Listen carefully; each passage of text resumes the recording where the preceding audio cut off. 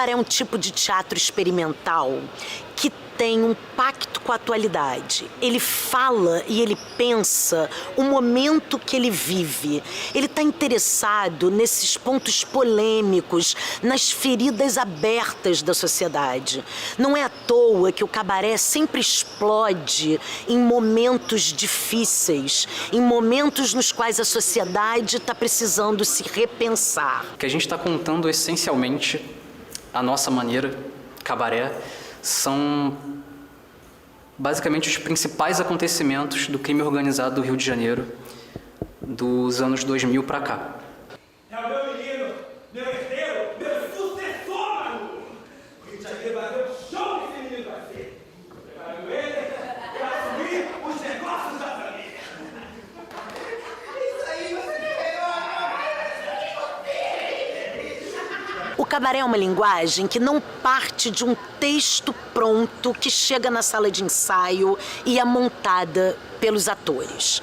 O cabaré, ele parte de um processo colaborativo, ou seja, o resultado, ele vem depois de muito trabalho e o espetáculo final, ele é fruto da investigação artística daquele grupo em cima de um determinado tema que a gente escolhe abordar. Não sou eu que estou fazendo um texto que as pessoas vão vir aqui e fazer ele acontecer. A coisa está nascendo junto. É da improvisação dos atores, é do que a Estreva está pensando e do que eu estou pensando, e é disso que vai germinar e sair um texto dali. Não quero você usando esses trapos aí, não. Tá? Eu quero você com muitas plumas e paetês, não é, mozinho? É, mozinho! Com muito brilho, com muita pompa, não é, Nilton? É, mozinho! É complexo porque exige trabalhar o desapego, muitas ideias vêm e vão e naturalmente eu acabo sendo uma vítima disso e perdendo algumas coisas as quais eu adoraria que continuassem, mas não podem. Mas eu acho que isso ao mesmo tempo também é muito rico, porque eu pude criar cenas durante as improvisações junto com os atores, então a comunicação ela é constante, né? As ideias elas vão para a roda e uma ideia inicial nossa ela acaba virando uma outra coisa completamente diferente, mas partiu de um pressuposto colocado por alguém.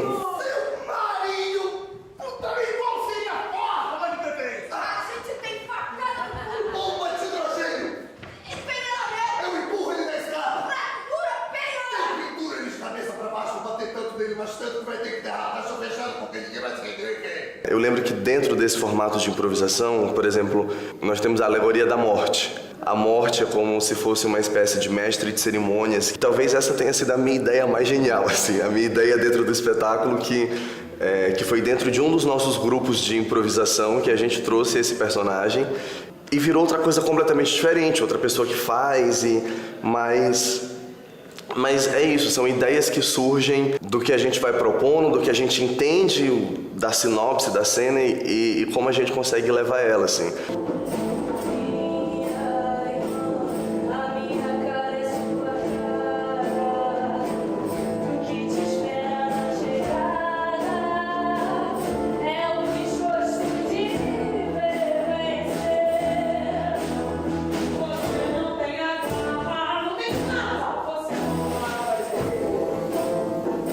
Se você hoje faz um personagem, pode ser que amanhã você não faça. Se você faz hoje esse texto, pode ser que amanhã você não faça. Se você cria uma música, pode ser que a outra pessoa cante. Então, eu acho que isso é um processo muito rico que diz muito sobre grupo. Encontrar, entendeu? Esses caminhos, esses consensos em todas essas ideias que surgem é uma coisa muito desafiadora, mas que ao mesmo tempo dá um certo tesão, assim, no sentido artístico. À primeira vista, conta a história de duas mulheres. Elas se encontram numa loja de acampamento e as duas gostam muito de acampar. E a partir desse encontro, elas começam a se reencontrar outras vezes em outros momentos da vida delas. A peça trata, ao meu ver, principalmente de uma amizade e de um relacionamento entre duas mulheres. Esse relacionamento ele não é rotulado em nenhum momento durante a nossa história. Então, a gente trata de uma relação homoafetiva, a gente trata sobre duas mulheres trabalhando e batalhando pela vida, trata de uma amizade feminina e de uma forma muito poética.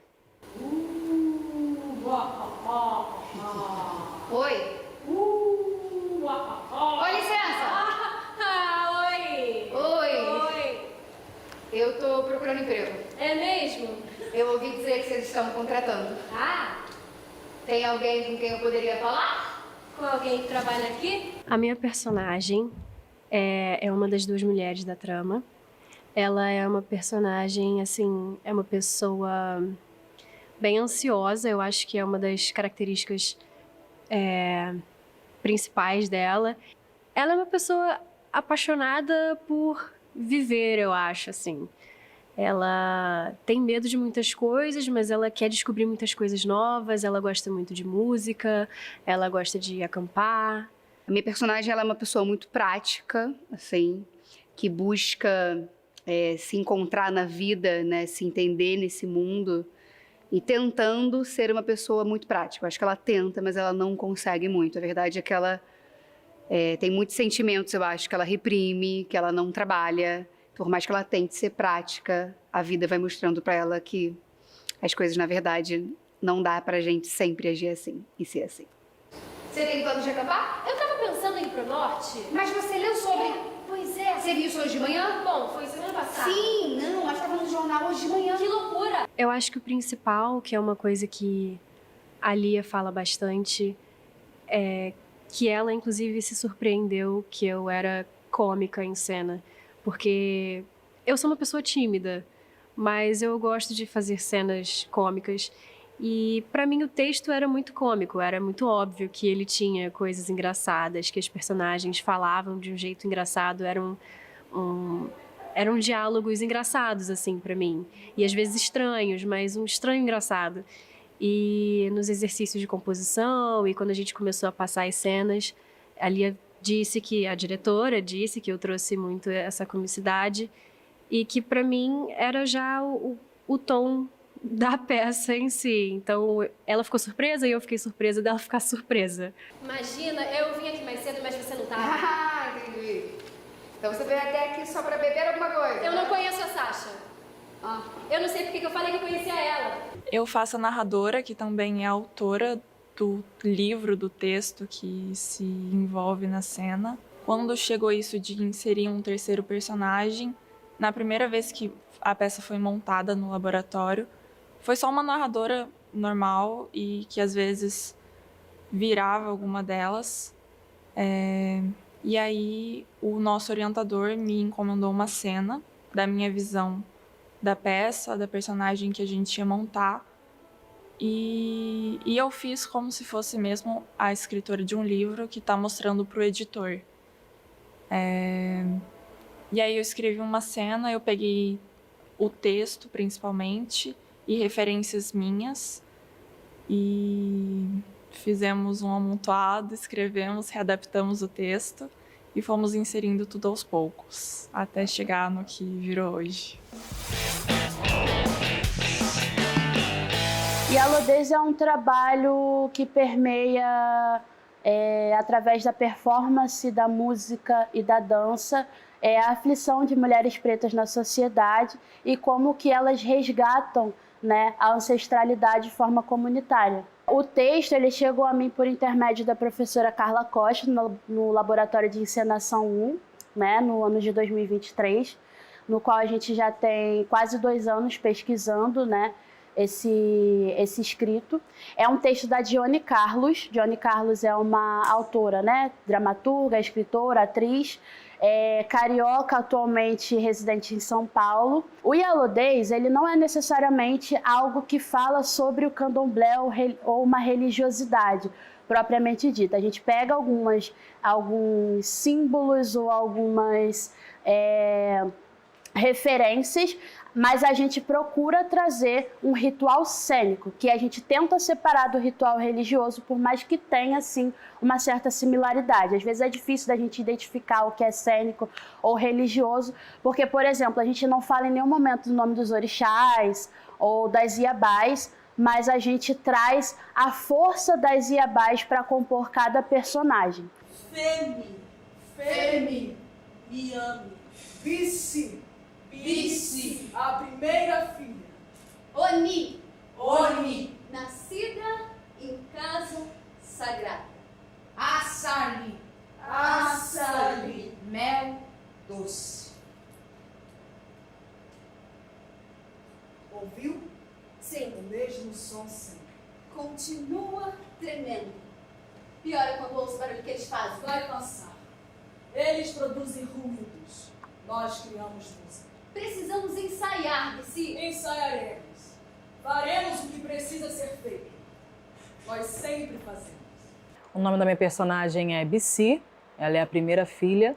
Ela é a primeira filha encarregada de transmitir a tradição desse lugar que habita essa história. É uma sociedade, uma colmeia que está sempre prosperando, e por ela ser a primeira filha, ela carrega todo esse conhecimento e ela divide com as irmãs esse conhecimento e passa para cada uma delas a missão de continuar perpetuando toda essa tradição.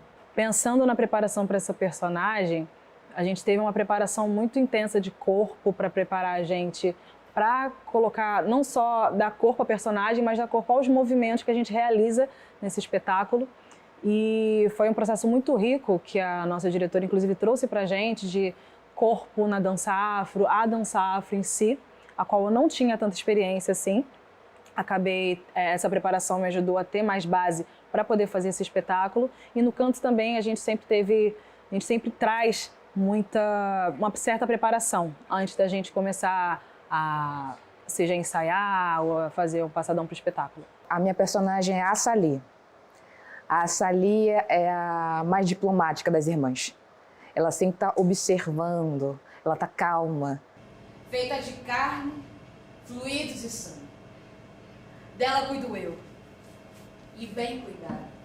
É minha e de mais ninguém. É preciso chegar com leveza antes de usar a força. Estou trazendo a Yobami. Ela é a dona das riquezas, principalmente da transformação. Ela tenta, durante o espetáculo inteiro, transformar algumas doenças, digamos assim, algumas coisas que não se resolveram, que ainda machucam as irmãs dela, em algo que possa ser lido de outra forma. Então, ela traz esse papel tanto de curandeira como de transformação, e a base dela vem a base do ouro, que pega esse lugar do material ouro ser uma coisa sólida, de ter significados muito fortes, principalmente em pele preta, e transforma, ressignifica tanto o ouro quanto essas dores que durante o espetáculo vai aparecendo, né? Vermelho, rubro, sangue. Vermelho, rubro, sangue.